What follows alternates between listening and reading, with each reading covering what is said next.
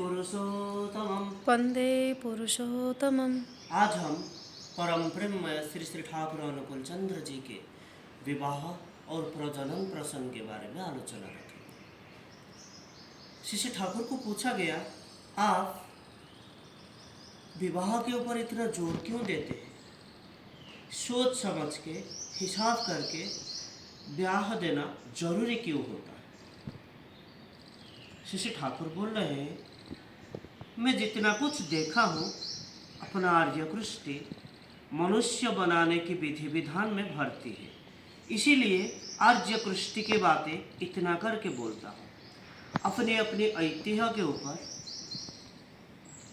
खड़ा होके जो जीवनीय है, जो कुछ जहाँ से क्यों ना मिले वो ग्रहण करने में तो कोई बाधा नहीं, लेकिन जीवनीय है कि नहीं वो देखना होगा।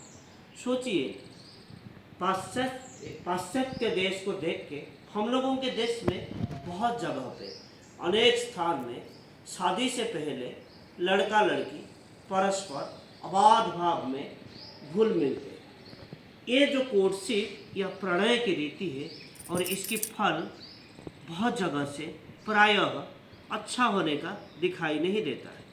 पहले से एक सेक्सुअल इंक्लिनेशन या यौन आनति आ जाता है और वहीं से बैलेंस्ड कंसिडरेशन या साम्य संगत विवेचना नहीं रहता और इसकी वजह से भूल होने की संभावना रहता है। दूर से देख के भी पुरुष के वंश, इष्टनिष्ठा, चारित्रिक महत्व, गुणपना और शौर्य वीर्य की बातें सुन के उसके प्रति अगर लड़की का एडमिरेशन या श्रद्धा आता है और लड़की के अभिभावक अगर उसको उपयुक्त पात्र प्रति या सोचते हैं एवं विहित संधान लेके जोगाजोग करते हैं तो अच्छा होता है।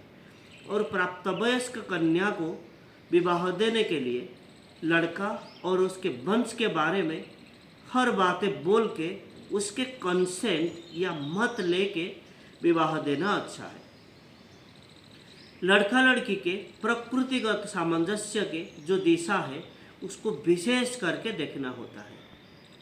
लड़की शायद ये चाहती है कि उसका जो स्वामी होगा वो परोपकारी होगा, लेकिन जिसके साथ ब्याह हुआ वो शायद संकीर्ण आत्मस्वार्थ व्यतीत या आत्मस्वार्थ के अलावा और कुछ समझता नहीं।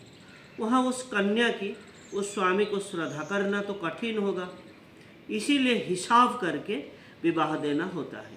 ठीक ठीक विवाह अगर होता है एवं कोई कन्या अगर स्वामी को मन प्राण से सर्वोत भाव से ग्रहण कर सकता है, वही स्वामी कितना बड़ा संपद होकर खड़ा होता है उसका कह के अंत नहीं किया जा सकता।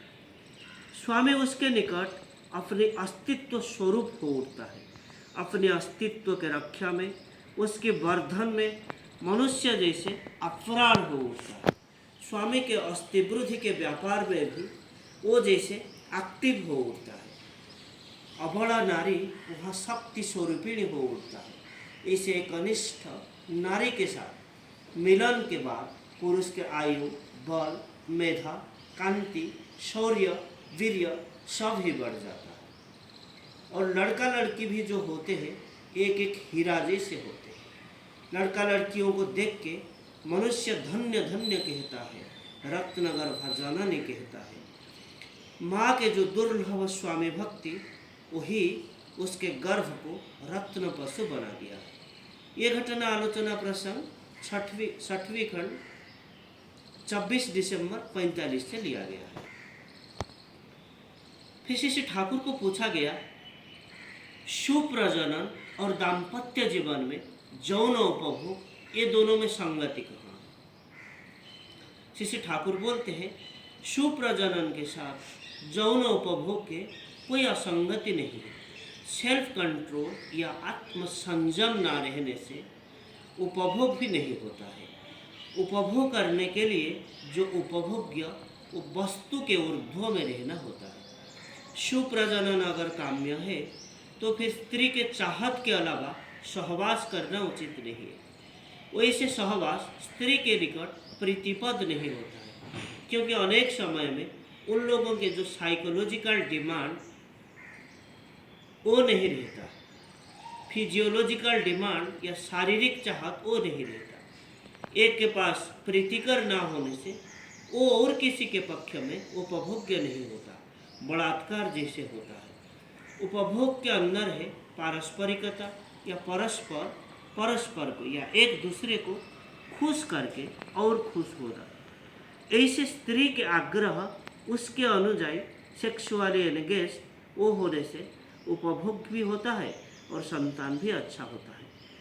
स्वामी अगर इष्टनिष्ठ और सद्भावापन्न होता है और वो अगर स्वभावतः ही हाईली परस्यूट या उन्नत वहन लेके मत रहता है, तब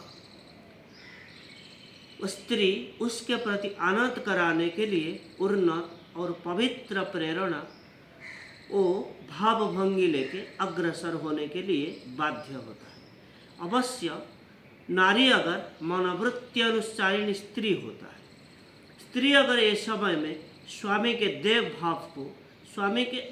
भाव को उद्दीपित कर सकता है, तो फिर दैवी भावापन्न संतान के आगमन की संभावना रहता है। फिर जो लोग संजत उन्नत भावापन्न वो स्वभावतः वायराइल या वीर्यवान हो उठते हैं। इसके जरिए उभयन के या दोनों के सेटिस्फेक्शन या तृप्ति भी होता है। असंगत या दुर्बल जो लोग होते हैं वो उसकी कल्पना नहीं कर पाते हैं। काम अभिभूत जो लोग, वो लोग अपने काम भाव को राइटली हैंडल या एंजॉय ठीक तरह से परिचालना और उपभोग कैसे कर सकते हैं। आर्य मतानुसार वो गार्हस्थाश्रम या गृहस्थाश्रम में प्रवेश करने के लिए भी अनुपयुक्त हुए, क्योंकि गृहस्थ होके वो लोग सुसंतान के जन्म दे नहीं सकते, सुनियंत्रित दाम्पत्य जीवन यापन कर नहीं पाएंगे। और ये ठीक याद रखिए, नारीमुखी कामुक पुरुष को नारियां कभी भी श्रद्धा के आसन में नहीं बिठा सकती, श्रद्धा के दृष्टि में नहीं देखते, और ये अश्रद्धा से विभिन्न या अनेक तरह के गोलमाल के सूत्रपात होता है। इसीलिए पुरुष इष्टनिष्ठ ना होने से उसकी विवाह करने का अधिकार नहीं होता, और ये सब की बातें समाज में अच्छे तरह से बताना जरूरी है। ये सब के बारे में लोगों के भाव सृष्टि करना जरूरी है।